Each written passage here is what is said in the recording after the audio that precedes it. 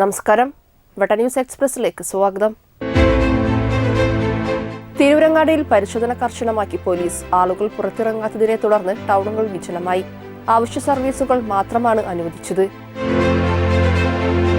Covid വ്യാപനത്തെ തുടർന്നുള്ള നിയന്ത്രണം കർശനമാക്കിയതായി ഡിവൈഎസ്പി വി പെന്നി.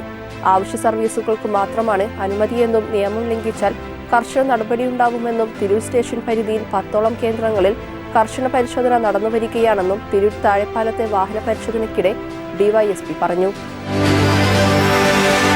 തിരൂർ നിയോജക മണ്ഡലത്തിലെ 11 റോഡുകളുടെ പുനരുദ്ധാരണ പ്രവൃത്തിക്കായി ഭരണാനുമതി ലഭിച്ചു.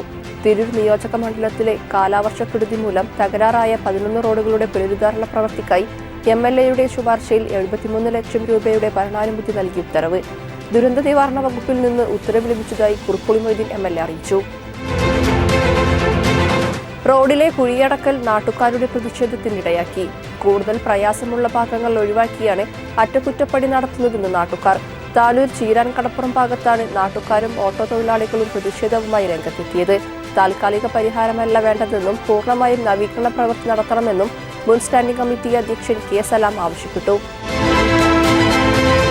കേരള സംസ്ഥാന യുവജന ക്ഷേമ ബോർഡ് വെട്ടം ഗ്രാമപഞ്ചായത്ത് യുവതി ക്ലബ്ബ് രൂപീകരണ യോഗം ബ്രദേഴ്സ് കലാകായിക ഭവന്റെ നേതൃത്വത്തിൽ സംഘടിപ്പിച്ചു.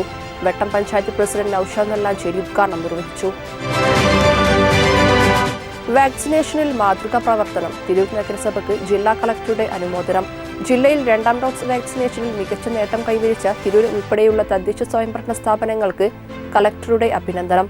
ജില്ലയിലെ വിവിധ സർക്കാർ ആശുപത്രികളിലെ മെഡിക്കൽ ഓഫീസർമാരുടെയും കോവിഡ് അവലോകന ആസൂത്രണ യോഗത്തിലാണ് ജില്ലാ കളക്ടർ VR പ്രേംകുമാർ മികച്ച നേട്ടം കൈവരിച്ച തദ്ദേശ സ്ഥാപനത്തിലെ ജനപ്രതിനിധികളെയും ഉദ്യോഗസ്ഥരെയും അനുമോദിച്ചത്.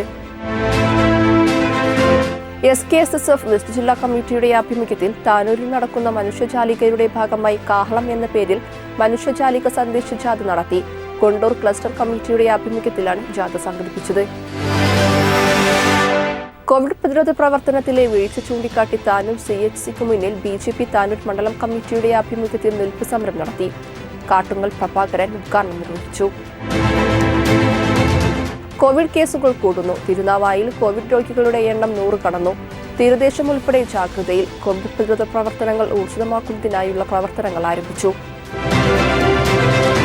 താനാളൂർ പഞ്ചായത്തിലെ വട്ടത്താണി ജംഗ്ഷൻ റെയിൽവേ പാളം മുറിച്ചു കടക്കുമ്പോൾ അപകട മരണങ്ങൾ പരിസരത്ത് നിത്യസംഭവമാകുന്ന സാഹചര്യത്തിൽ റെയിൽവേ ഓവർബ്രിഡ്ജ് പാത്വേയോ സ്ഥാപിക്കണമെന്ന ആവശ്യവുമായി AIYF താനാളൂർ മേഖലാ കമ്മിറ്റി പ്രവർത്തകർ ഒപ്പുശേഖരണം സംഘടിപ്പിച്ചു. ന്യൂസ് എക്സ്പ്രസ് പൂർണ്ണമാകുന്നു. നമസ്കാരം.